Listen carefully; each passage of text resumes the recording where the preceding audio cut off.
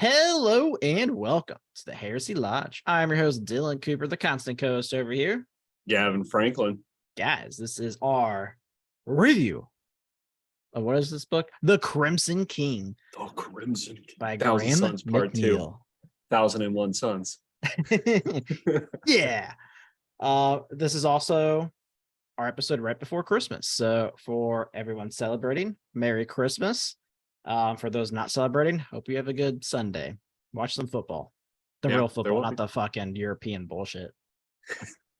We just lost half our listeners. Hey, sorry, soccer. You can watch some soccer. Oh, man.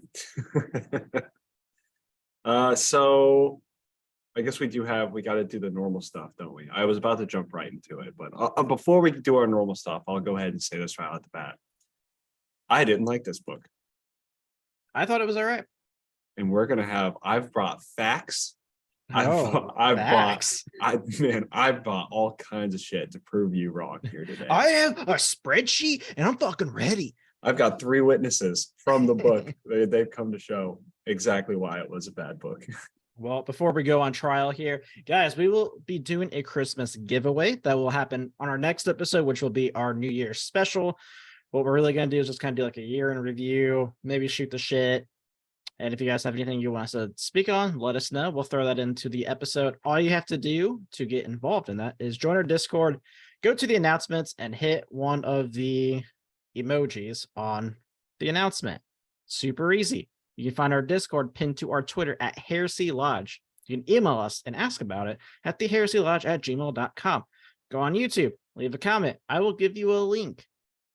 Those are all the things, right? Yeah. I realized that I really need to find obscure merch. Podcasts. Yeah, we do have merchandise. Yeah, check out the merch. Great Christmas gift, even though it's going to be past Christmas when they get it. I realized I need to find like more obscure Warhammer podcasts, because if they do giveaways, like the chances of winning our giveaway is like 1,000,000 times higher than the chance of winning a Games Workshop giveaway. And I'm like, if I just find like 20 podcasts, if I'm winning something, you know? Yeah, I mean, you got a point. Mm-hmm. As long as you're like one of our 5 listeners, you're probably going to get something. You have very high chances. Yeah, exactly. It's never the people we want. Yeah, what the fuck? I'm just kidding. There's always one person I'm like, man, I hope that guy gets it. He's had a really tough time. Yep. It's like guaranteed that you won't then at that point.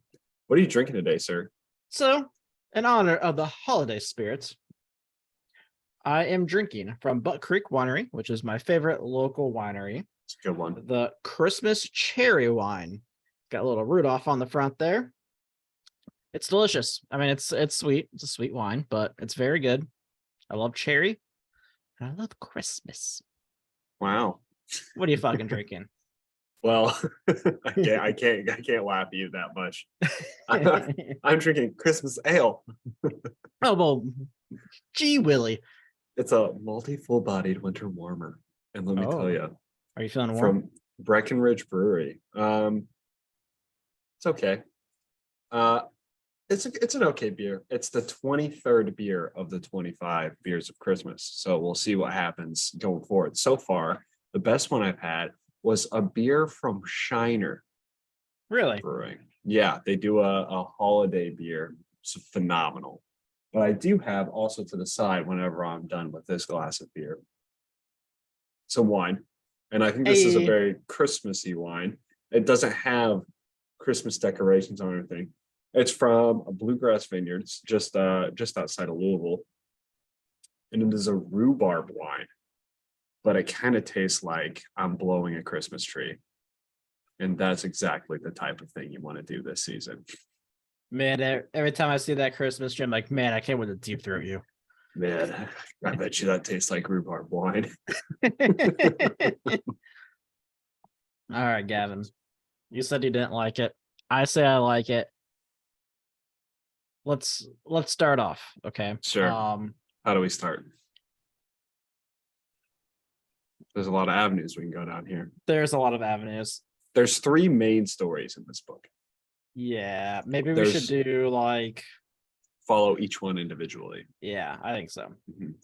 Yeah, so like right off the bat, right, we're arrive at the planet of sorcerers, and this has been, well, right off the bat, actually, we have Ahriman and his little squad. He has a squad now of people that follow him around, plus Lucius, because Lucius is also just chilling out.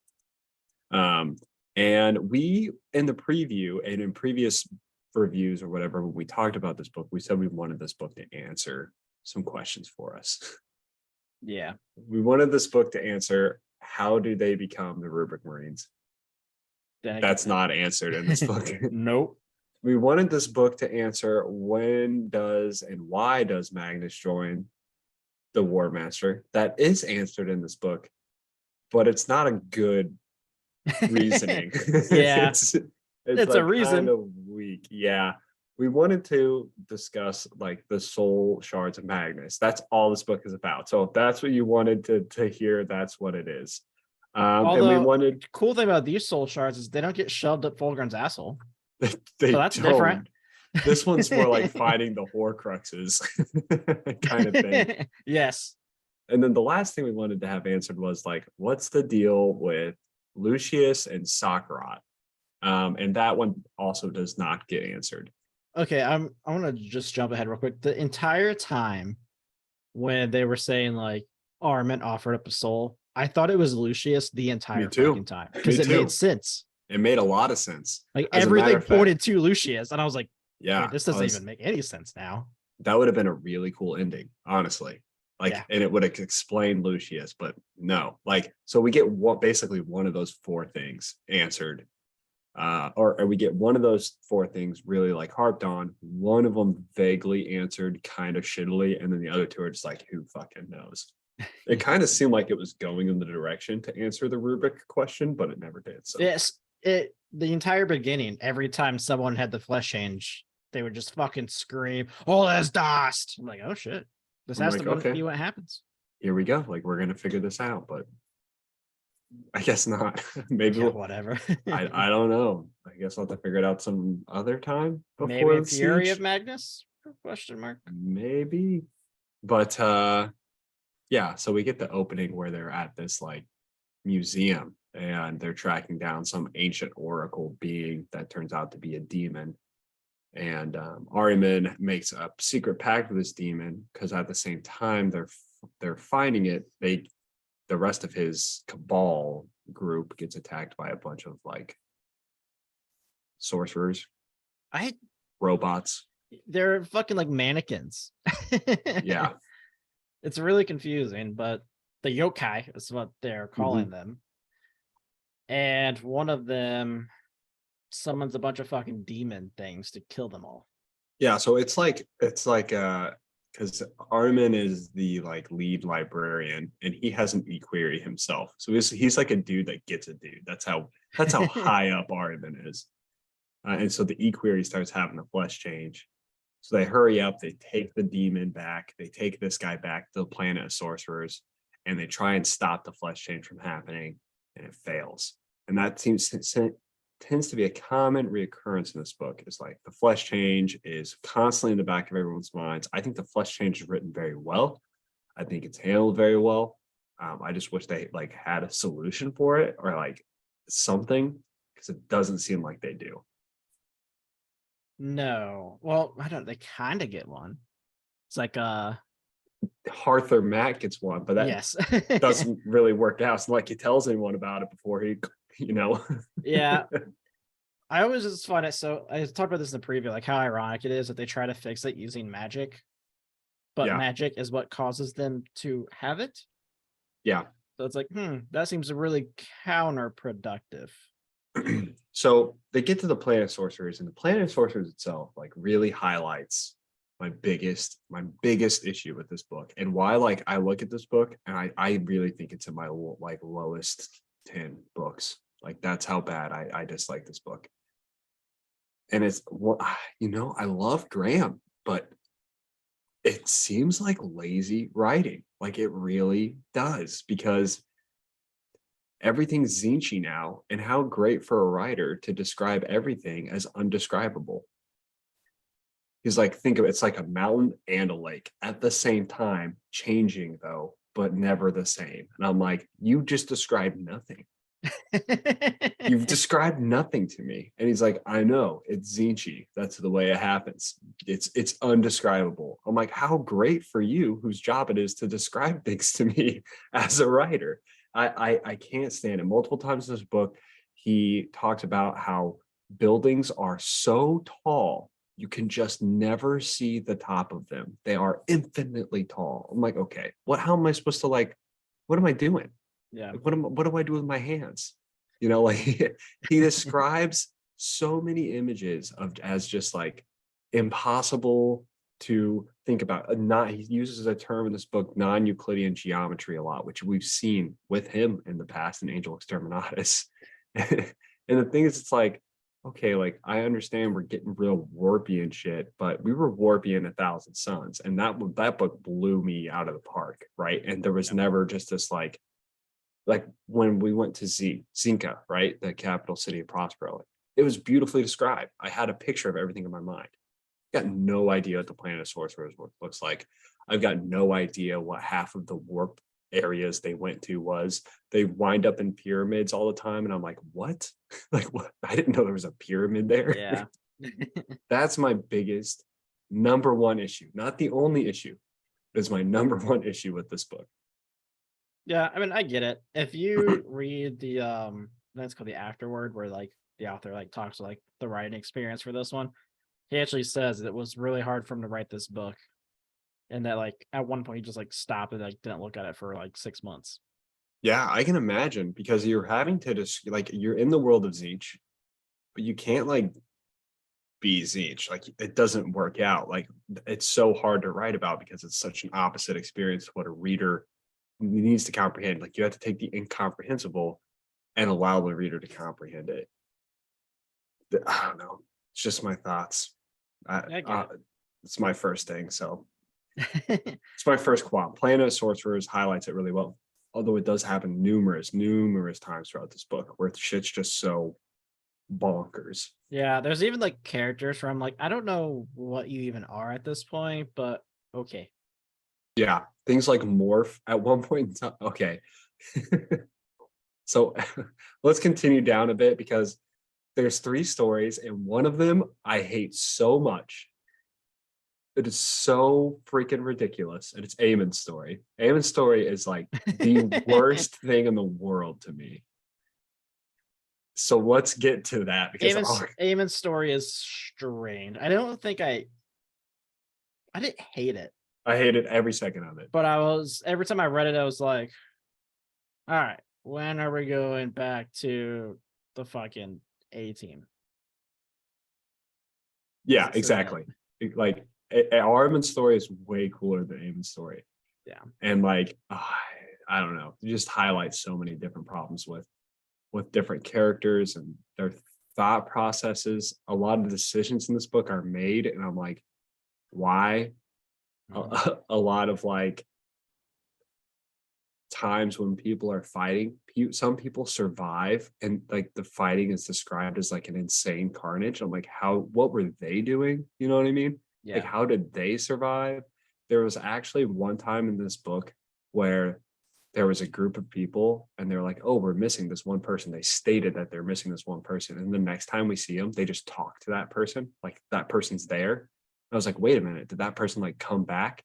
And I like read through it 5 times, Dylan, and it never talked about how that person came back. Which character? Sekarat. So when at the very end, when the Tower of Zinc comes up in Yeah, and he's like Nikea, and they're in the maze, they're like, where's Sekarat? And they're like, we don't know. He's not here. Like, okay, let's head out with just us 3. And the next time it comes back to Ahriman, they're sitting there talking, and then Sekarat says something. And I'm like, wait, what? I'm like going back, trying to look through when Sekarat came back. It just seems like not even Graham knows what the fuck is going on in this book most of the time. I mean, I think that's one of those just like reader inferences that like he got through the trial he was on or in. I guess. So we're on the planet of sorcerers. Magnus reveals to everybody that he doesn't give a fuck about anything. He doesn't give a shit about Horus. He's not going to participate in that. He just really wants to read. Actually, though, That is the legitimately Magnus's he's decision just trying to point write here. books. And like in his library, he's like writing books with a bunch of scribes. And you come to find out that those scribes are actually also Magnus, and they're shards of Magnus. So Amon, it's hard to like even like review this story because like it's so bonkers. And it is a lot. It's so bonkers. So like Amon is like, I've got a really good idea. I'm gonna cast the spell. I'm gonna gather a bunch of thousand suns and without telling them, cast a spell in the capital city that they pulled with them to the planet of sorcerers to revive the space wolves but as demon ghosts to fight the thousand suns, and then I will be possessed by Magnus's soul and fight the demon Leman Russ, and then when my back gets broken, my soul shards will be revealed and Ahriman can see where the shards landed in the universe or galaxy. And I was like, what the fuck? Yeah, like the concept was cool at first. It was when they were like, okay, now go hunt down the shards. I was just like, well, that seemed a little weird. Like, why didn't we just like, honestly don't even know where you'd go from there, I guess. Now that I'm like sitting here trying to think about it, because it doesn't. I'm convincing you with facts and reason. Also, like, where were like the ghost bug things? Because remember in Scars, the ghost bugs were trying to fucking plant seeds into them and kill everything. Well, that's on Prospero. They're not on Prospero anymore. They're on the planet of sorcerers. I thought they went to Prospero for the reenactment. Like they all like went, like it was a whole mission to go back to Prospero. No, they went to because when Magnus teleported the Thousand Suns to the planet of sorcerers, he also teleported a portion of the capital city. So they went to like the ruins of the capital city on the planet of sorcerers. Nah. He tells Ahriman to go back to Prospero. It's like a whole thing. Are you sure? Yeah, Ahriman has to take a whole fucking ship over there, and then they get over there, and they're like, "Why the fuck are we back here? This place sucks."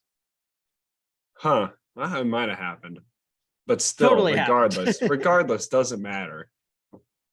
So that's when this whole thing splits, right? Because now we have the shards of Magnus, and then the race is on. Because on the other side of this, you've got this ultramarine that is now a Grey Knight that we're supposed to care about. Do you know who this guy is? Prometheus? Not a Grey Knight. He's a Knights Errant. I'm pretty sure he's a Grey Knight. Knight. Fuck that is. Well, I'm pretty sure he's like vamping up for the Grey Knight program because when we get introduced to him, he's like looking for psychers specifically for Malkador. And so it kind of seems the end of like his story was so fucking stupid too. Oh, I agree. I'm over here. That's what I'm saying. This like book points out, like really focuses on flaws and not like Ahriman becomes kind of stupid. He and becomes Ahriman was Magnus. yeah, he's like the least stupid of all of the people so far that we've met. And now he's just like equally stupid. It's kind of annoying to me. So you have him, he teams up with Yasugi and like some space wolves who are like super racist.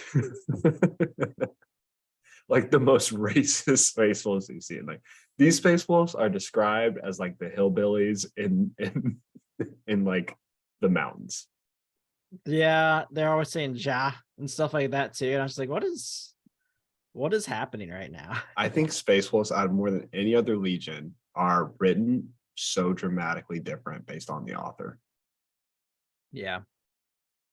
I agree. They're all over the place. But so then we have Ahriman looking for the soul shards, and then we have Amon stays back with Magnus. And this Amon story. Also, Amon's like fucking disabled now. Yeah, he's like got his back broken literally by Leman Russ. Yeah, and he's just it's so fucking weird. So they start. I'm gonna try and recap Amon's story. If I miss anything, let me know. Okay. So Amon wakes up on like a healing table being restored by magic, right? And then Magnus walks up to him and says, "Hey, I really appreciate you doing that, but fucking let's build a big ass library." That's pretty accurate. Yeah. It's like, oh, that sounds awesome. And Knife's like, not here. Oh, we're gonna go on a trip. Let's fucking do it. So they go flying through the warp, and they go really deep into the warp, and then Magnus develops dementia on the trip. Like he literally just has a dementia moment, and Amon's like, fuck. So and just Amon then, disappears. yeah, Magnus disappears. Amon gets attacked and killed, but not killed by warp entities. He wakes up back on the slab, finds that Magnus is gone. So Amon's like, I'm gonna take my what is it? It's not the storm bird, it's the It's hawk, Stormbird. stormhawk. Hawk. I It's think like got Stormbird. it's got an actual, it's like a hawk name.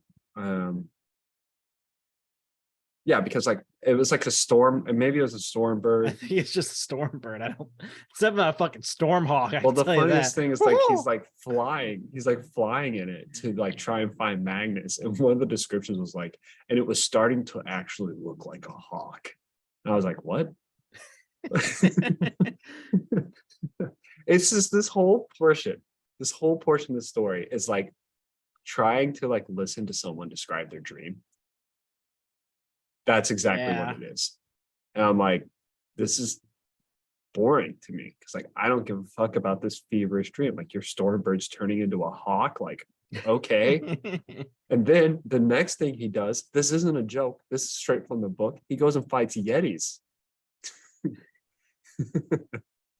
Am I wrong? Tell me if I'm wrong. I don't think so. I think you're Yeah. right. Yeah, he goes and fights Yetis, and then he kills this Thousand Sun dude that summoned the Yetis to fight other Thousand Suns. And he's all like, Magnus was over there by the river. So he goes to the river, and Magnus is There's in a split. van. He isn't van. He probably invented the van. He split himself back into shards. And this is a theme multiple times. Magnus is like all over the fucking place as far as how many shards he's in. Yeah, it's So very he like confusing. splits himself into shards, and he's having a funeral for a dude that died like hundreds of years ago that Magnus knew. They dip him into the river, and then Magnus is like, fuck you, Amon, and then has demons drag Amon into the river. Amon then wakes up in an ocean. And he's starting to drown, but then he realizes, check it out, ready? The ocean is not an ocean. It's a sea of memories. And he's floating in the sea of memories, and his body is being restored. And then he finds an island, but it's not just one island. It's 1,000 islands connected by bridges, and it's made of coral. So he walks up the coral, almost collapses and dies because he left the sea of memories. And then Magnus shows up and says, welcome to the library, motherfucker.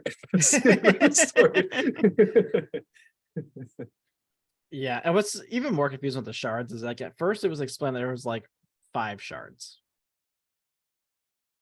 Yeah. And then they only went and actually got 3?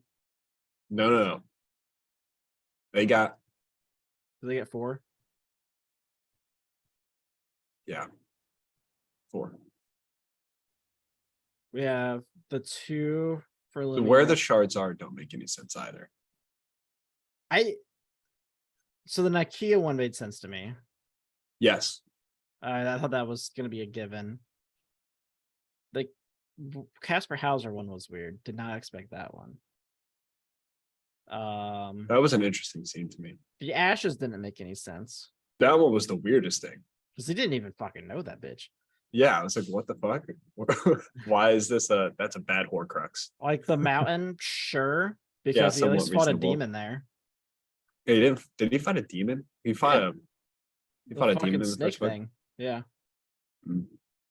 Oh yeah, that's right. That was like Siege. Yeah. yeah. So that's Amon's whole story. Amon then like gets really fucking old. Like, yeah, he just randomly gets like 1 billion years old. He's like Yeah. a decrepit fucking wretch. Like, Yeah. I don't know what the fuck that was. At some other point in time, it goes back to him and Magnus again develops dementia. Like again. He goes out and slaughters like a fuck ton of Zangors and then like dies. That's what Amon's story is. Magnus gets put into a chair, and that is where we laugh. That's where we see Amon at the end.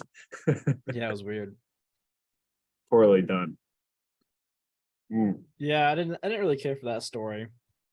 Well, let's talk about Ahriman's story.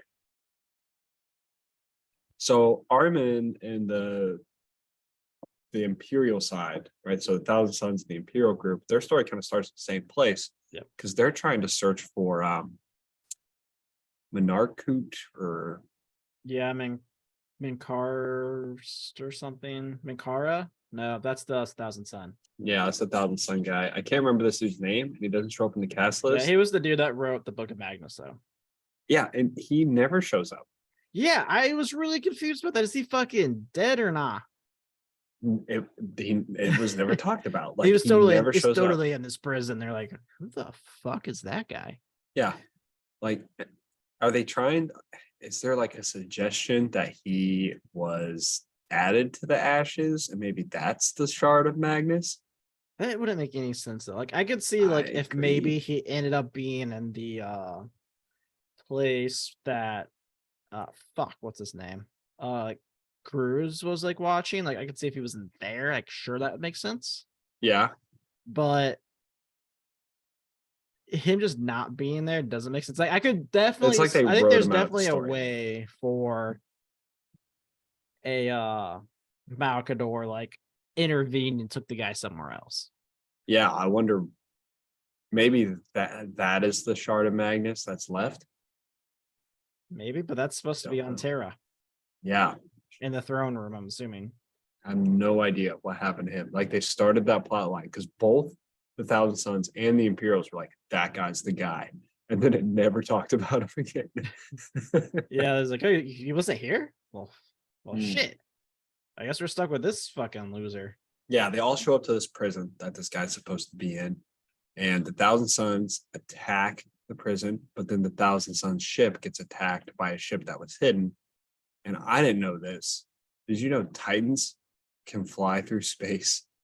Dude, I was so confused about It's drastically confused. all the like mechanicum shit in this book made zero sense to me. Like, I don't know like who's a robot, what's a robot anymore, because everything just ended up turning into like a random robot. I was like, what the fuck? Yeah. And the getting mind robots, controlled, yeah, the lot like all of them got mind controlled. which I was makes like, no sense. all right. You know So what the biggest weakness in mechanicum is? The robots can be controlled with your mind. What? Wow. That happens multiple times in this book. Yeah. One dude takes control of a fucking Titan. Yeah, Didn't know you maybe could she do just that. unplugged that shit. I don't know. Yeah. So these guys, like, so Thousand Sons lose the ship battle, but since they have a Reaver Titan that flies through space, it kills all of the Titans that are protecting this like prison by the Sisters of Silence prison. So then, like, all of the Thousand Sons, they take Camille. Is it Camille? Yeah. With them onto the top of this Reaver Titan, which again, and then that Reaver Titan flies, boards, attacks a ship. We never see the Reaver Titan again. They're all like on him. Yeah, I don't know. Although one thing that happened during this is there's a battle between the Imperial forces and the Thousand Sons. Mhm. I really thought Nagasina and Lemuel just like died there. And I was like, holy shit. That There was were a so build-up for many. nothing. And then they were back alive in like the next chapter. I was like, okay. Yeah. There were so many times throughout this novel where like somebody was like dead. And I was like, fuck. Like what a crazy, interesting Yeah, like thing that just happened Nagasina like just gets his fucking sword broken in half and like thrown like by Lucius. down like 30 stories. And I was like, Yeah. holy shit. Like Yeah. that is like such like a power difference, which is like nuts. Yeah. And then he's alive. I was with like some like broken ribs. Like, are you I really like Nagasina. So like you kind of would have sucked to see him die like that, but at the same time, that'd be How? fucking cool. To think like Nagasina's character also in this book is like badass. so OP. Like he's just a human. Like he's not even augmented and like he's just a Well- dude with a sword. He doesn't even have like a cool gun. As a matter of fact, half of the story doesn't have a gun at all. He's just a dude with a sword. Well, I mean, if you think about it, like when he was hunting down Sevets, or not Sevets, our Severin. Yeah, Severin, like, it also didn't really make sense like how like OP he was. Yeah, But like how is this guy fighting hand to hand with a legionary who's supposed to have like the most insane agility? it just disappears. This dude like fights multiple demons. He fights a shard of Magnus and lives. Takes like a Twice. shitload of bullets from, from a Actually, he bunch fights of 3 shards of Magnus yeah. and lives each time. It's impressive. So basically at the end of this one, the Thousand Sons get one remembers her psyker, and the Imperials get the other remembers her psychers, including Lamille. And man, like this dude. This is another part of the story I never quite understood.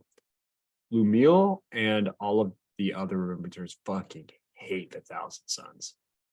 Yeah, because I mean, if you don't know remember why. if you remember in Thousand Sons, the one woman that I think she could see, she was the one that could write in the book. Yeah. So we mixed some things up in the preview. So the one that could write the book ended up getting stung by one of those mind eater things, and eventually, like Ahriman literally like kills her, like No. burns her alive.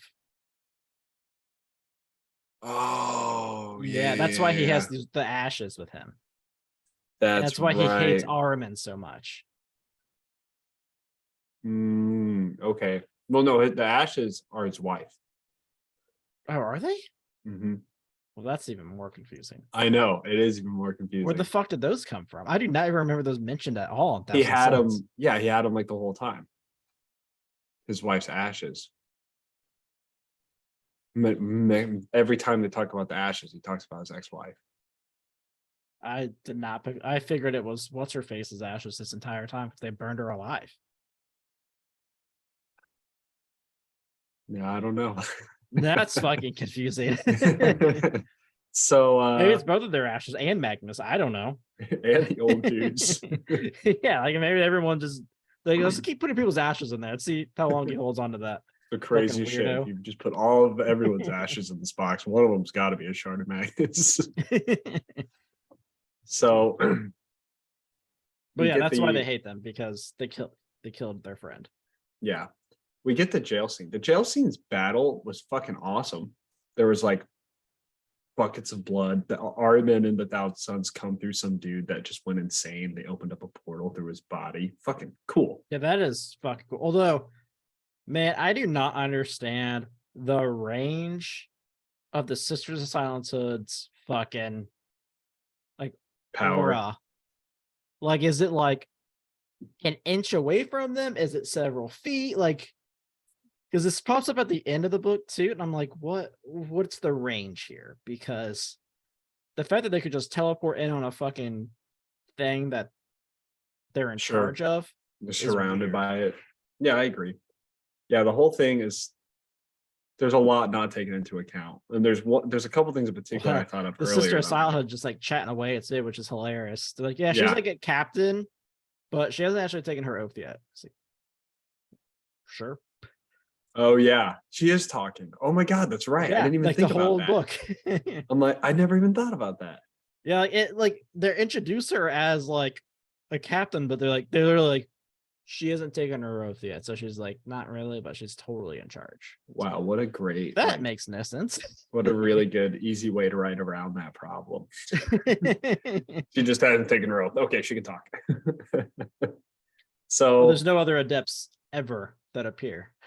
Yeah. So you get that like battle, and Ahriman splits. He decides to go for a different shard, while the Imperials find out that Lumille has, or the Imperials go for another shard, which is on the mountain, which we read in the beginning of Thousand Sons. So which one do you want to talk about first? Because they split off and they come back in the end. So one thing we should mention real quick is they capture Mankara, he's actually the equerry, right? Of Ahriman? No, the equerry of Ahriman died. He was the one that died in the very beginning to the flesh change. Okay. So Mankara is the dude that was like trained by a dude that was trained by a dude that was trained by Magnus. And right. To be but really he's still Corvidae, which is Ahriman's house or whatever. Yeah. But he actually, like, I don't know if he was actually a turncoat or not.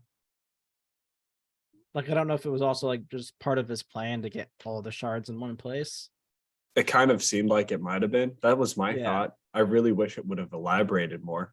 Yeah, he's just fucking eyeless at one point. I was like, Yeah. He basically but reveals to the Space yeah. Wolves that he wants to help them get the shards of Magnus because he fears what Magnus would be once it's complete. Yeah, like he saw a future where I'm assuming it's Magnus and 40k. Something like that, I'm sure. That would make sense to me. But so yeah, he get the cards on him too. No. Okay, he just tells them where they need to go for the next shard for the mountains. Yeah, they get the mountains because Lumiel's brought before. They have some girl on there on the ship. Yeah, the she's Imperials. Fucking card reader. I don't know. She reads cards, and yeah, so Lumiel flips over a card, and they're like, "We need to go to the mountain." So when they get to the mountain, they find another shard. And one thing that's kind of a theme throughout this book, I think it's bullshit, is like when they got attacked at the prison, Lumiel used his psychic abilities to protect him and the two girls that they were with. But in order to do that, he had to kill a kid because the kid was like screaming, and now everyone hates him. Like the girls hate him, and they're like, "You're the worst person in the world." And that just doesn't make a lot of sense to me. Yeah, because they literally saved their fucking lives. It was like either they all die or this one person dies. So he was like, "That's what I'm gonna do." And it's the fucking demons.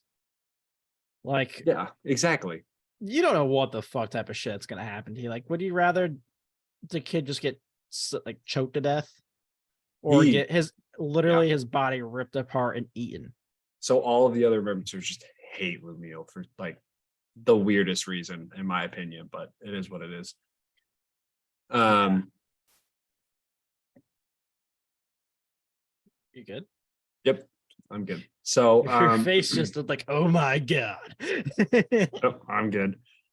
So they get to the mountain. And again, like one thing that I hate about this book is these other two remembrancers are with the groups of people, right? So like you have one female remembrancer that's with the Thousand Sons, and her like wife is Camille with, is with Thousand Sons. Chaya is with the Imperials. Yeah. And like they're involved in so many different battles, and it never like says what they're doing, and they just survive. They're just sitting in the fucking corner, man. Yeah. So like they get to that mountain and they find a shard of Magnus in the middle, and they start to fight it. And like, yeah, and it's like the shard of fucking wrath. Like he just wants to fucking kill everybody. It's like, man, the other parts of me are fucking pussies. Like I'm a bad bitch, and the other guys, they were a bunch of bitches. His argument. Yeah, like, I don't want to go back to that bullshit. Like I'm strong, all right. I ain't no little pussy ass raider. Yeah, it was kind of ridiculous. I thought that was my favorite Magnus. Yeah, at least he did something. Yeah, like I want to fuck you guys to death, and everyone's like, he actually might. Yeah, so it's a really weird situation because again, like one of the things that's very poorly described is like, what does it mean to be a shard of Magnus? Like, how powerful are you? Yeah. This book was like all over the place. Like at one point, the shards were like insanely powerful, and the other was like, you're less powerful because you're a shard of Magnus. Like Magnus is weaker. Because like this is another thing I never understood. Magnus himself on the planet of sorcerers had like 98% of the shards. Maybe. That's what he said. So like when the shards broke, like a majority of the shards went to Magnus, and only 5 got lost. And now Magnus is dying, but these individual shards are like, cool. Yeah, that is weird. Yeah. So they try to fight Magnus. They basically attempt to try and kill him. Everything goes poorly. He mind controls the Mechanicum things to shoot them. He kills like, unfortunately, and this is an unfortunate thing, he kills like one space wolf. Everyone else survives. Yeah. It was kind of stupid. Yeah, and like Minkara just fucking like seals the shard into Lemuel. This is one of those things like what?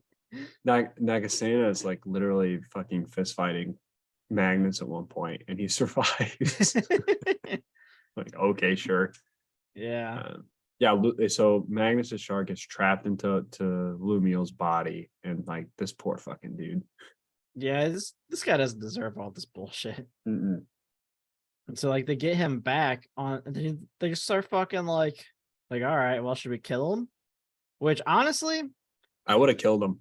that would have made the most sense to me. Yeah, why wouldn't you? You kill the shard, Magnus can't, especially like that one. Like, that was like probably the most ruthless one. Like, Yeah, why wouldn't you take that one? absolutely. And like, But no, they're like, we should keep him alive. But we should interrogate him with the cards because, like, Magnus is super powerful, so we can use psychic shit. But cards are totally different. interrogate him with the cards. Get the cards. So then they put him in this room with the card lady and her son. Ogren. He's an Ogren. Yeah, which just seemed really random. It was her like, sure. adopted son. That's what she said. Yeah, and then we also had a space wolf in there, right? Yeah, 2 space wolves in there. Yeah, And you had the Camille. Remembrancer girl. She just like fucking survives everything, dude. And so they start fucking doing this card thing. They're just chatting, and then Yagosina's like, "Oh my god, there's a second shard in there," because like they're having a fucking tea party, and the ashes are in the middle randomly, which The Ogren like confused brings by. the ashes. Oh, the Ogren gets like mind controlled by Magnus's shard and brings the ashes. And then the shard of Magnus becomes 2 shards of Magnus. Which makes no sense why the ashes had a shard of Magnus in there. Either way, whether it was his ex-wife, his friend, the old dude. yeah, like none of it makes sense to why that should have had a shard. But either way, it becomes a shard. And also at one point, they're like, look, in case of emergencies, we shoot them out to fucking space and let them die. Should have just done that. Instead, they're like, I don't understand. Everybody run in there. Yeah. Because as soon as the fucking shit happens, you have the space wolf just goes, Maltharium or whatever the fuck it is, and just like slices the ogre in half. It's like, what the fuck? The space wolves are so annoying in this book. Like, oh my, they're the type of space wolves that's like, you saw Ahriman one time, you're gonna be tortured for the rest of your fucking life, you piece of fucking shit. It's like every moment they just fucking would deal like magic and just fucking kill something. Like, what is happening? They're like the most hypocritical fuckers. Like what they do in the end too is so hypocritical. The rune priest is like, whatever. You guys are like crazy magic people. I'm more like I do the herbs. Some sage. Love that shit. From the earth. Supernatural. So we get revealed that there's a second shard there. The Ogren gets fucking killed. Lemuel's just this like fucking like glowing monstrosity. And then they're like, poor guy. Then it's just like, yeah, I surrender. Yeah, he just surrenders. And the fucking card lady is like, as she's dying, like shows Camille the last card. And now he's like, what did you see? And she's like, it's a golden man holding a flaming sword. And you know what that means? That means Nikea? Question mark? No, we did not know that means Nikea. Like, that made sense to me to be the Emperor's throne room. Yeah, very weird. Nikea? Like, why wasn't it a fucking like building on a volcano or just a volcano? A volcano would have made perfect sense to me. They just said Nikea. That would have been real easy. I don't understand how the Emperor holding his sword correlated to Nikea. Yeah, like the idea was like it's supposed to be judgment, and that is where judgment happened to Magnus. But like, what a stretch, bro! What a stretch. So that is they end up going on Nikea, and then we have a second alternate mission that Ahriman's doing, and this is another one of those scenarios. Arthur Matt during this mission, he heals Lucius's face, but then starts he restructures his whole face too. Yeah, he basically becomes Fulgrim. Which is why the prophecy should have been Lucius. Yes. And Hothermat starts succumbing to the flesh change, but is able to stave it off for a little bit. That later was on in hilarious. He's like, he looks at his palm and there's a fucking eyeball. I was just like, Mhm. oh, that sucks. And it's like smashing it. I was like, oh, that's weird. Yeah. So this is something that bothered me later on in the book. The demon, we did forget to talk about this. This is an Yeah. important piece. The demon from the beginning of the book that they capture, Magnus puts in that automaton, one of the Ayobi Yokai. yokai, and it's following them around. And that's the demon that Ahriman made a secret pact with in the beginning in order to rescue everybody. So this yokai is hanging out with Lucius. Again, makes a lot of sense. And Lucius reveals to author Matt how to take away the flesh change by making it like, it's kind of a cool scene. Like Arthur Matt's like basically plunging his fist into these random civilians and making them turn into monsters. He's like, okay, I feel better. Bring me another round here like next week. Yeah, so the ship that they're on just has a bunch of random civilians that the Thousand Suns just are like, oh yeah, there's people here. And only Hother Matt seems to care. That's weird.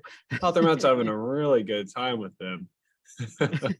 And the thing that annoyed me about this story is the demon requested one thing of Hother Matt, and it's that he rearranged something in the Book of Magnus. So Lucius staged this whole fight with Sakrat in order to distract everyone, and Hother Matt rearranges the book. Fails. And No, he everyone's like, succeeds. well, he does, but like he barely changes a footnote of something.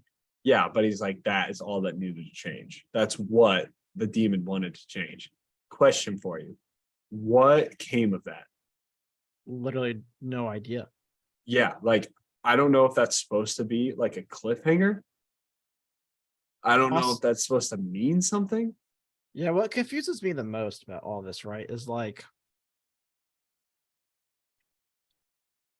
you should be able to tell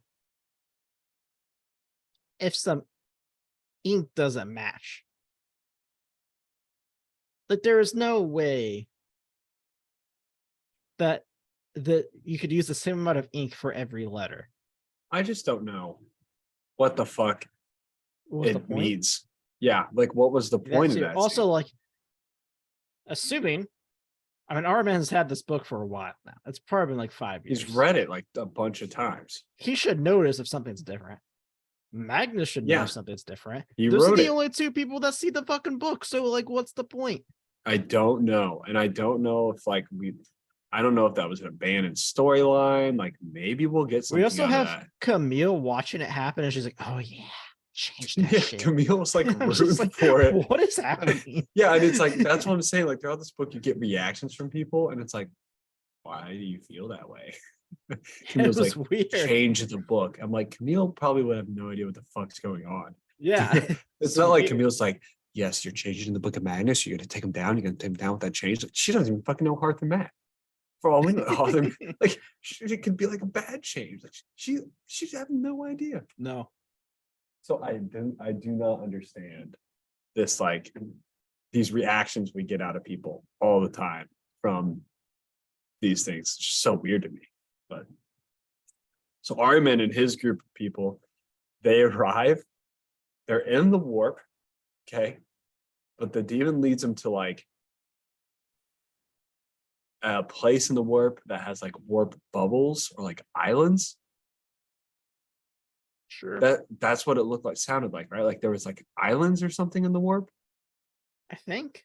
And so they get out of their ship and go onto a storm bird and fly it through the warp, which is something you can do, apparently, into this island. And again, it was another undescribable tower of extinction, is what Maybe it was it's called. kind of like how the place in like Androx Exterminatus was, where you just had to like trust me, bro. Path, and they were magically at this random planet. Yeah, it was like very strange how they were just. It was described where they were. So they get to the Tower of Extinction. Yeah. At the Tower of Extinction, they meet the Master of Extinction. Yeah, his name was something really weird. Bro looked like something. I don't remember his name.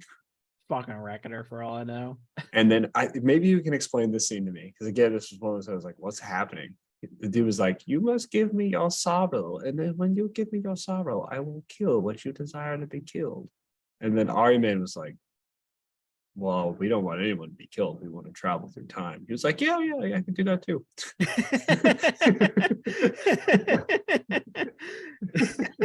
I mean, yeah. That's That's pretty much what basically happened. yeah. And then he's like, it's like he goes behind a wall real quick, comes back with the wig. "Oh, I'm the one that travels people through time." Yes, welcome. I am the time traveler. And then Give me your sorrows, though, please. okay, I still like sorrows. It's kind of a universal payment. It's like Yes. Bitcoin. You can use it for whatever you want. So Very universal. they give him they all relive their sorrows or whatnot. And then like Ahriman, the dude is like, "Okay, like this is how you like go down the river. Like you go down the river, and that'll take you to the past." And Ahriman explains to me, like for some reason, he was like, "Fuck you, you fucking ass. I'm gonna fucking kill this guy." Like he started getting so mad at this dude. And he was like, "I'm gonna come back and kill you. I'm gonna come back and kill your fucking family. I hate everything about you." And I was like, why is Ahriman so pissed at this dude? Made him relive his fucking brother's death, bro. Was that the reason? I guess. I don't know what else it would have been. Yeah. I can't supposedly. The dude was like, "I told you it was like that was like the thing." It was Like, bro, I took your sorrow away. What do you want? yeah. So they floated down the river and went to the past into the historical part of Terra, which I thought was kind of a cool scene because I if agree. you I liked remember, it. yeah, from A Thousand Suns, we remember that No, Caspar Prospero Hauser. Burns. Oh yeah, Prospero Burns. Caspar Hauser was like excavating a site when he was thinking about his past. He was stopped by some Thousand Suns. We now know that that's these Thousand Suns traveling to the past, and it was Ahriman and Hawthorne Matt. They literally had the exact same dialogue Yep. that Dan Abnett wrote. And then they went to go find a shard of Magnus, who was just chilling out Is in a underground library. thing that's like, yeah, this shit's gonna blow up. Like, you gotta go. He's like, it's gonna blow? Like, yeah, bro. We read the book. This shit blows up.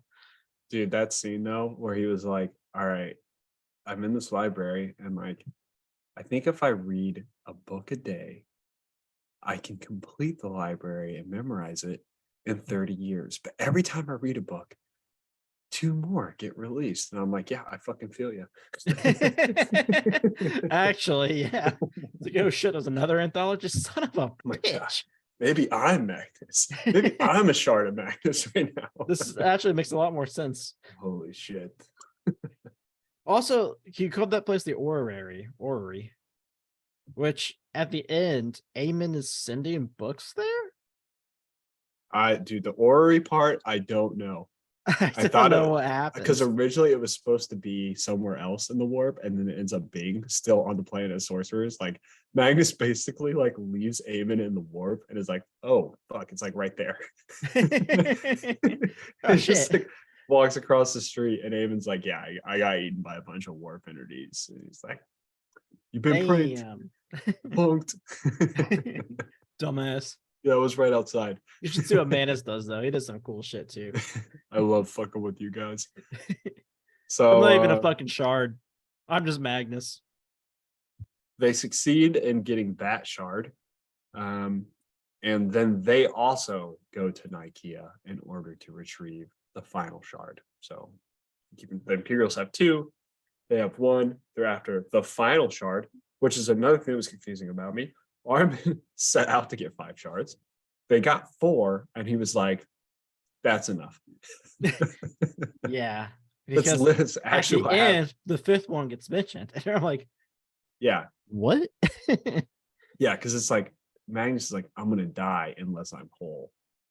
And Ahriman was like, 4 out of 5 is pretty fucking close. Like, Yeah, those are good odds. yeah, like you can get over it. And then Magnus is like, What, "Oh shit, it 80%? worked. That 1 shard I didn't need." I don't know like what the logic was behind that. It was like he probably had like 6 more short stories written after this book. It's Of the shard of sequels. loyalty. That's what it is. I fucking bet you it's the shard of fucking loyalty. Something weird like that. But they meet at Nikeah.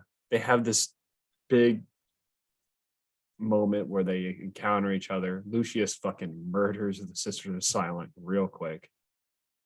And then a giant, undescribably tall tower appears out of the ground. I mean, it's fucking undescribable. I thought it was just supposed to be the fucking pyramid from Tiska, I thought so too, but it described it. What but Graham said also a was like labyrinth. yeah, it was a labyrinth. It was like, all right, are we in a pyramid? It's a pyramid labyrinth. So it's a pyramid-shaped labyrinth. It has to be, right? Like It makes sense to me.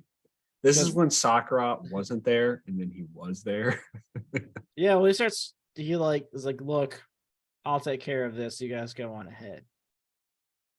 And then he's just back again. Yeah, but like he says that, and they're like, nah. Follow me, dude. And I was like, wow, what an entire paragraph we could have removed from this book. Yeah. We also have like Lucius is fucking like fighting. He fights It's the Loken, last scene. Ferokin, and Chakrat. Yeah, Chakrat. Yeah. Yeah, he fights them all. And he wins. And then he loses to himself. Which is such a fucking Lucius thing. Yeah. And I guess he just starts like tearing down glass walls and he resheds his face. And then the question is like, okay, like what happens after that? Yeah. So everyone else is in the fucking middle though at this point. And Lemuel is just like this god Magnus being thing.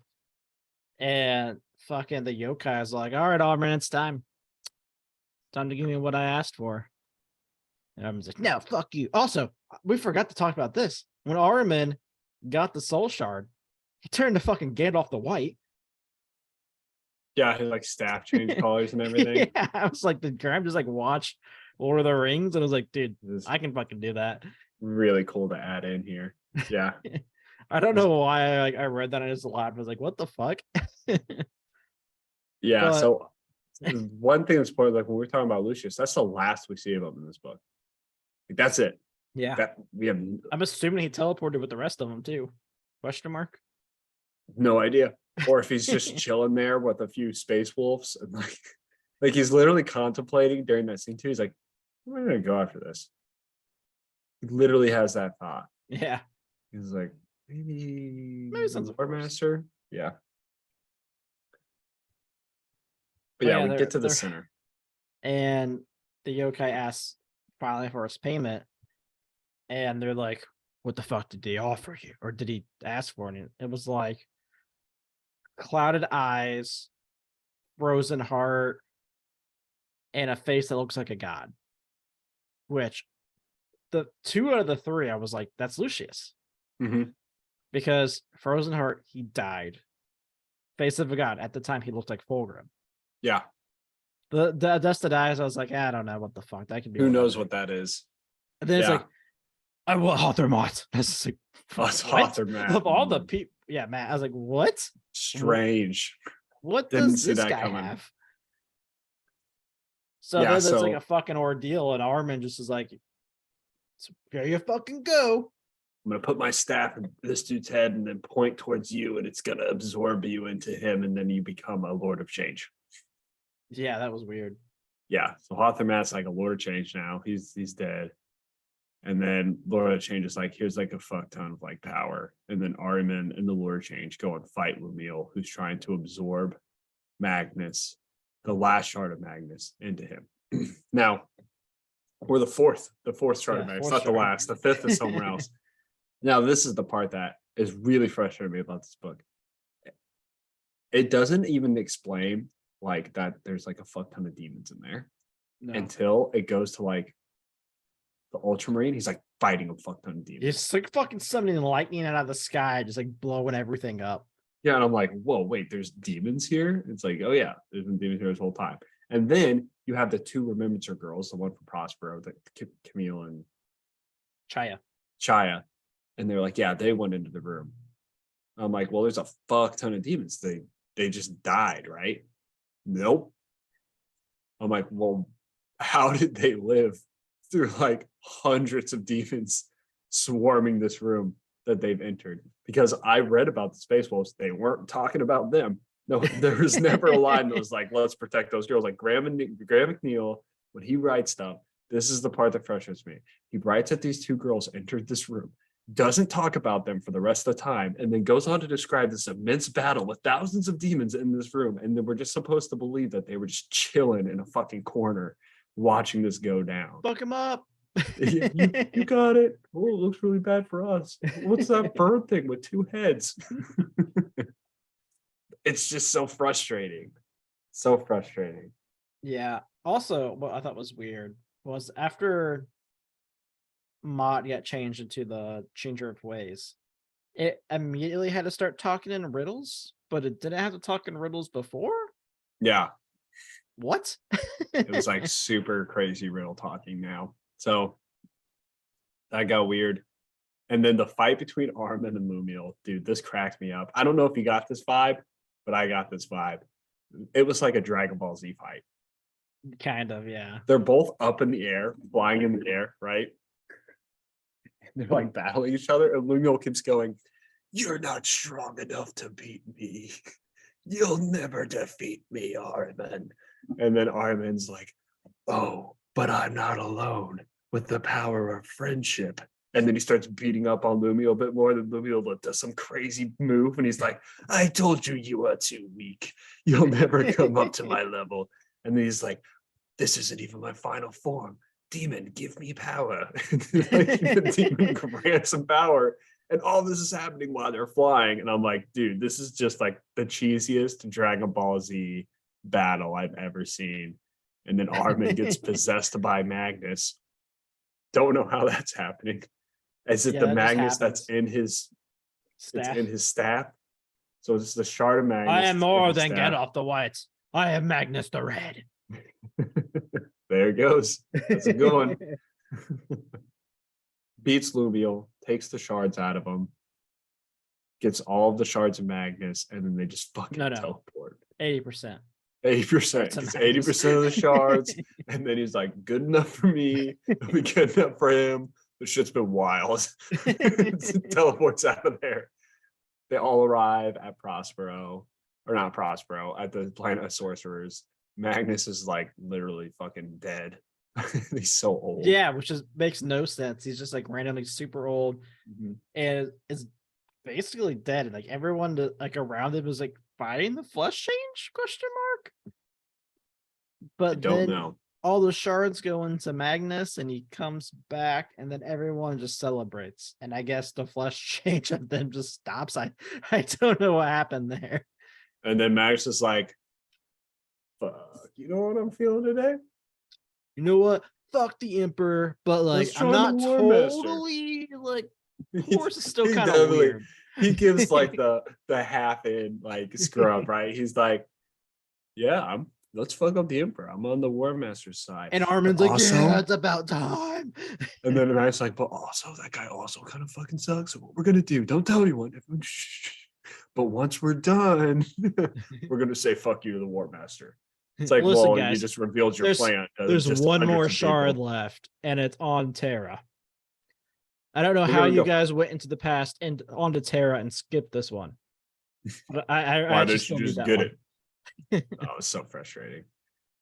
And then at the same time, we get the ending of the Space Wolves, which the demon at some point told the Space Wolves, which is like, why was that even a conversation? You know, you literally build up these Space Wolves to be so anti-demon, Yeah. and they're like, we'll have a conversation with it. But if you're a human or another person and you look at a fucking demon, dude, you're a piece of shit. You need to die. You need to suffer for millions of years. Oh my god. They're like, yeah, we'll talk to you for a little bit. And he's like, hey, that Ultramarine has killed legionaries, which is hilarious. That are loyal. That are loyal. And the Space Wolf should be like, yeah, like every fucking day. We do it all the time. Literally, if a legionary looks at me weird, I'm like, that dude's a traitor. And then I murder him. So what they makes even less sense to me. So yeah, they confront Paulus. Yeah, the Ultramarine. Yeah, and it's like, did you do this? And he's like, Yeah. Yeah. Kind of. mean- Like, don't you?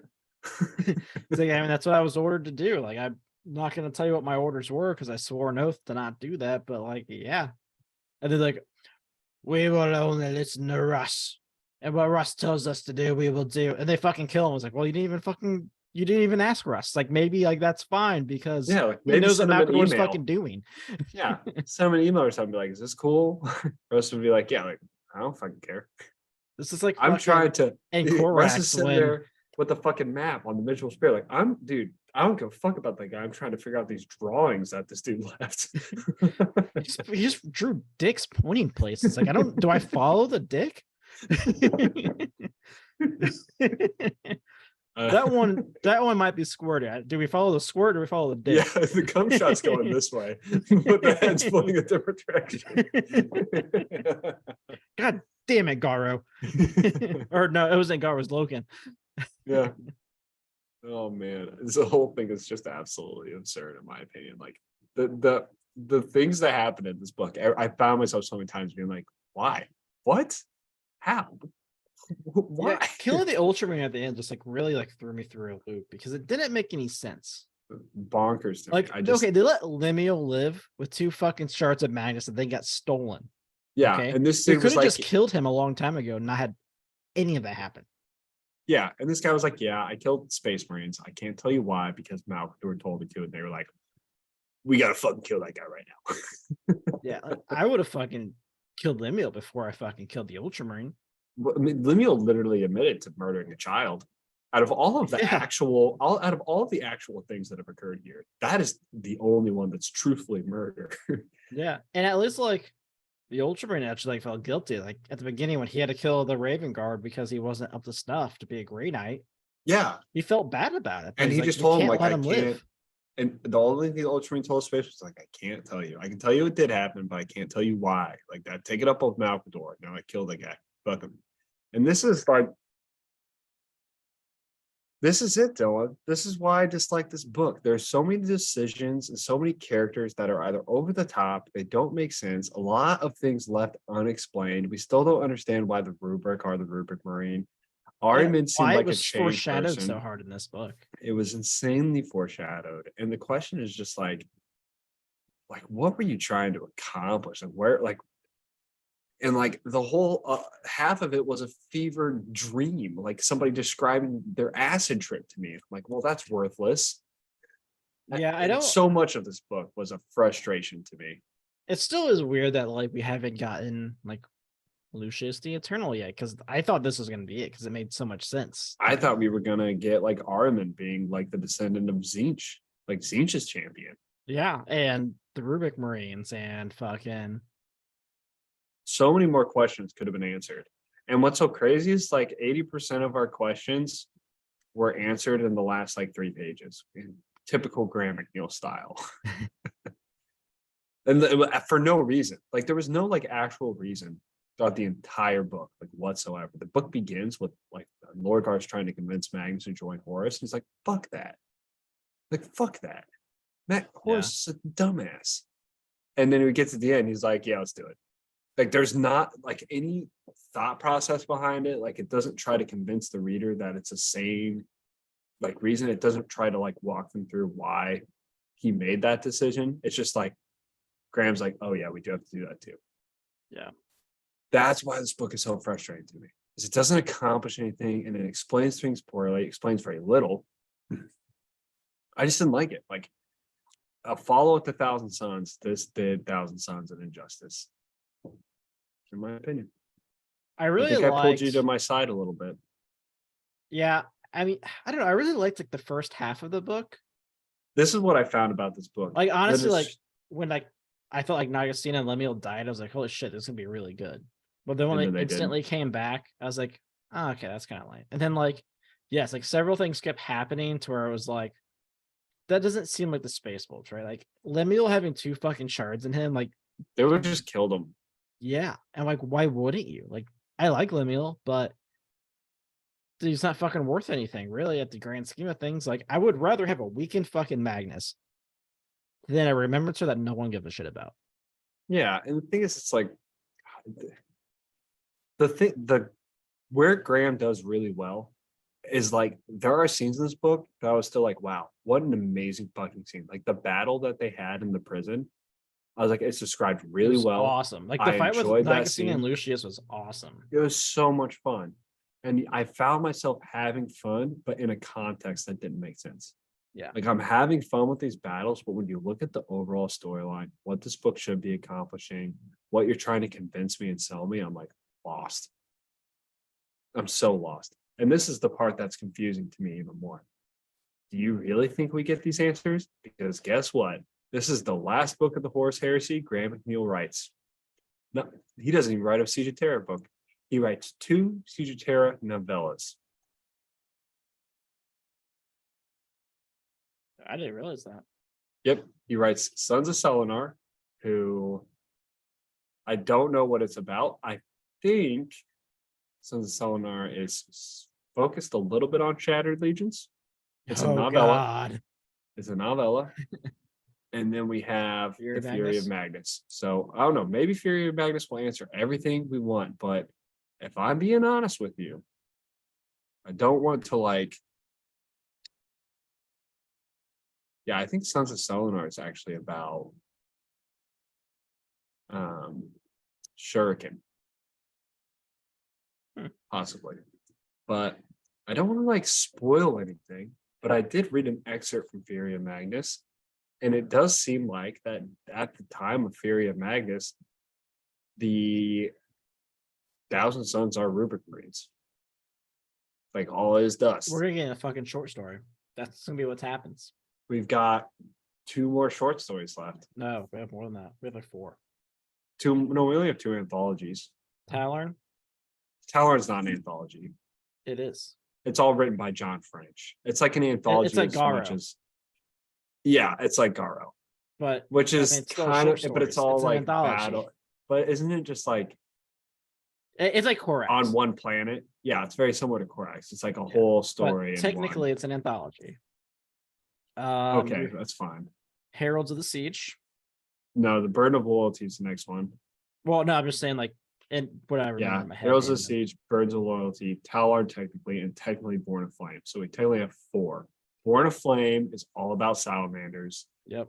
And Talarn is not going to cover how the Thousand Sons become Rubric Marines. No. So it's either going to be in Heralds of the Siege or Birds of Loyalty, unless we just don't fucking get it, which would be insanely disappointing. And that's what Maybe it happens in like Slaves to Darkness or something, like random. that's what brings me to like my next point is I'm very concerned. And if you're a Discord listener and you know, like at least tell me if I'm right or wrong. I'm concerned that there's going to be a bunch of shit that we don't get. Well, I mean, think about it. It's a cash cow and it'll happen eventually. What I already know is like a lot of the like hardcore shit as far as like Primarch deaths or disappearances happen after. Right? Yeah. So it's like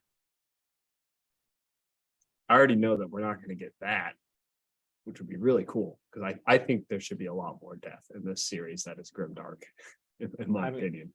Yeah, I mean, we'll be getting more, but I mean, some of the Primarchs don't even really die. A lot of them don't. Most of them. Yeah, and even like, yeah, like all of them do disappear eventually, but none of that's in the Horus Heresy. So Yeah, I'm really concerned that we're not going to get stuff like the change of the Rubric Marines. We're not going to get Chance or like I wouldn't be surprised if like Sharkin never comes up again. But that was another thing we wanted to learn from this book. Why the fuck does Magnus want Sharkin alive? He never even talked to Alfarius in this book. nope. We didn't get that answered at all. There's just a lot. And that was written by Graham. Yeah, it was. Like, what's his plan here?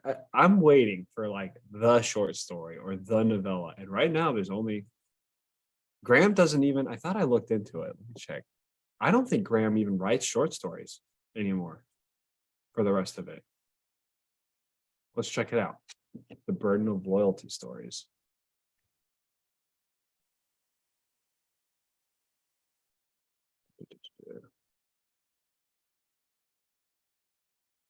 Here it is. Burden of Loyalty.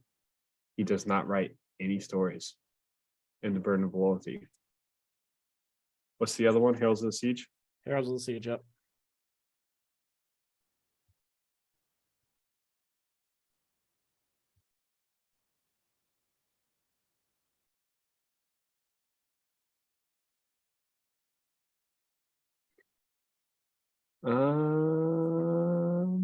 Gav Thorpe, Chris Wright, James. Well, yep, he does not write any books in Heralds of the Siege. They were almost done. We We have have 10 9 books books. left. Yeah, this was the 10th. Yeah, 9 books left of the Horus Heresy. Heresy. We've got, I think it's going to be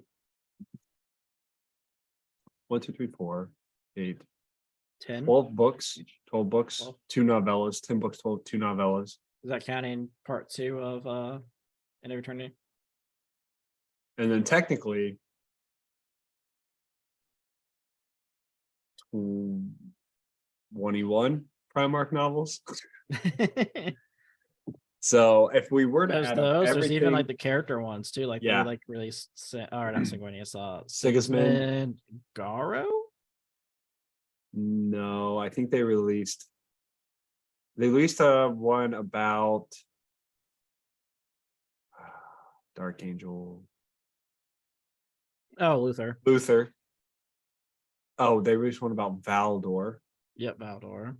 Those are the only 3 I know of. I think there's a Garo one coming out. I think they announced Okay. that. So let's say that's 25 books for the Primarch series. We're really only, like, if we were to read everything, 44 books. Yeah, We're past I mean, halfway on that's like- everything. they don't that's even like- have all the Primarchs out yet. I don't They're think, not. for those. We're still missing Horus and one more, I think. But yeah, it was I'm a little concerned about what we're gonna get because we haven't gotten a lot of questions answered. We've been told that we're not going to miss out on Shuriken. Maybe that comes in the Siege. The Siege books are a lot bigger, so maybe we'll get just a lot of shit in them somewhere. We're gonna get a Shattered Legions Part 2 book, and that'll be it. Like, awesome. I think we are, and I think it's going to come in the Sons of Selenar. Looks like it's going to be that description. The Shattered Legions crew of the Sisypheum. Yep. So, what are your rankings? Man, I wish I knew what I ranked Mechanicum. Mechanicum, I'm pretty sure you gave it 2, but it was like a 9 or 10 for importance. You know what's crazy is this one's like a 3 in my ranking. Like I would not read this again. And interestingly, I don't think it's that important. It really isn't, because the Shards of Magnusing is kind of like a cell. You know, like all you have to know is Arthur Matt died. Like if you Which didn't, even then, like, yeah, he was kind of a big character in Thousand Sons, but he wasn't Ahriman. yeah, and I think like a lot of this is really just leading up to short story stuff. I just don't care about. Yeah, I think I actually give this one Be maybe a honest. 5 or 6. You give it a 6. Yeah, probably 6. Really? Yeah, I mean, feel- there were What did times you where start this podcast at? probably 7. So I convinced you. I ranked you down 1 with my Yeah. facts and reasoning, with my Yeah, I mean, reading it, dashingly good. I didn't books. hate the book while I was reading it. Thinking about it, it's not as good, but like reading it, like maybe it's just because it's kind of a fresh breath of air at this point, because we keep getting anthologies, and it was like, a novel again. This is nice. Mhm. But I mean, yeah, logically, it kind of hits the marks. I don't think it's important either. I don't think it's important. Like you could Like- avoid like the whole Shards of Magnus is what this book is about. It doesn't answer the rubric question. It doesn't answer Lucius question. The it doesn't only thing answer it a lot. really gives you, which is I guess important, is Magnus declaring for Horus. Yeah, but Kind also like kind of, and also like that he already has, weirdly, like we've seen it. We've seen a bunch of Thousand Suns just rolling around. Yeah, But I wonder if that's more of a product of production or writing, right? Like it's hard to say Yeah, because half the shit's out of order. yeah, So I agree. importance, I would say it's a 5 if Yeah. just knowing Magnus's decision. So you're like a 6.5, or I'm like a 4.5. I Yeah. think that's fair. I think that's fair. Man, look Um, at him. Look at him. We got him right here too. And that's so sad. Well, Magnus, why did you do this to me? what the fuck, Magnus? Why did you make me experience this? Do you gonna wait till next week, or do you want to give a quick talk about the data slate or upcoming, or not data slate, Yeah. upcoming chapter approved? We are on a time crunch now. I feel like we've been probably recording for like a minute 15 or an hour 15. A minute 15. Holy shit! We better talk about the I data have no slate. idea. Zoom doesn't tell Yeah. us the numbers. Yeah, I think we're reaching that time. So we can definitely talk about it next week. It's not going to be released next week, so we've got plenty of Sure. time to discuss it. And we're seeing all kinds of crazy stuff going out right now. Yeah. To where I'm like, I think it's very obvious that they really want to sell Leagues of Votan. Yes. Maybe my Grey Knights can get some shooting. Yeah, yeah, it's possible. You might. I think Let's you fucking actually bring a land can. fortress. Yeah. Yeah, just bringing a land fortress. What a weird ass combination. Yeah. I don't know. All of my troops are actually useful. Your troops are fine. You don't need. You can take your troops. You just take a Leagues of Votan detachment. Yeah. I don't know what I would drop. Yeah, it said like you can take a patrol detachment. What does that even mean? What does patrol detachment mean? At this point, I don't know. Yeah, like that's a weird patrol. Like detachment types are like out the window now, right? Yeah. I think. I don't know. Well, we'll talk about it more next Yeah. week. Guys, hit us up on the Discord so you can get put in our giveaway. You can find it pinned to our Twitter at Heresy Lodge. All you have to do is go to the announcements room. There is a message, and all you do is click one of the emojis. Super easy. Find that pinned to our Twitter at Heresy Lodge. Email us at theheresiolodge@gmail.com. Hit us up on the YouTube. Also at the Heresy Lodge at Gmail, or not Gmail, just at the Heresy Lodge. We have merch. Check it out. They're great gifts. Good They look one. nice. And if you're in a cold area like us, a sweatshirt would be very useful. So that's Yeah, it for us, they're nice. guys. If you are celebrating Christmas, have a Merry Christmas. For those that aren't, I hope you have a good weekend. And we'll be back next week with our year in review because we just finished year 2 You too. of the Heresy Lodge. We'll There's be going to Lodge year 3, baby. guys. We'll talk more about it then. Have a good one.